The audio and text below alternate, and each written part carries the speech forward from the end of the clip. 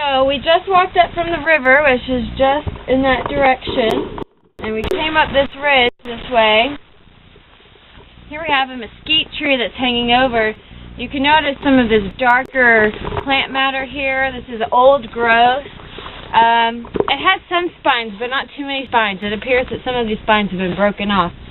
Down here we have some newer growth. As you can see, it's a little brighter in color.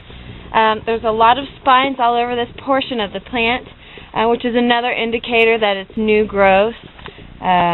We think that it's most likely an anti-herbivory defense, so that as it's in the new growth growing up, it'll keep the deer away and other herbivores. Over here, we'll pan over this direction. We've got a big chunk of clay that seems to have fallen from a ridge just behind us. We'll look at it in a second.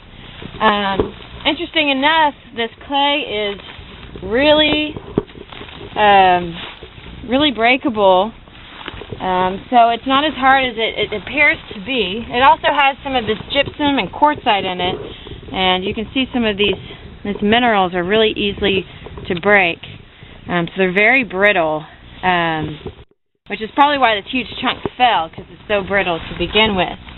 Over here, you can kind of see this large ridge of clay, and there's different layers of the gypsum and quartzite. Very interesting spot, very rich in the iron and clay. That's why it has such a strong red color. Also notice these grasses that are growing kind of along the base of this ridge.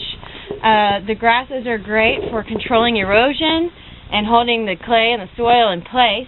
So you notice maybe there's no grasses growing up here, which probably indicates that this will probably erode over time as well. So a very interesting spot on this ridge we found. There's even some yuccas up there as well at the top of that ridge, and juniper growing inside.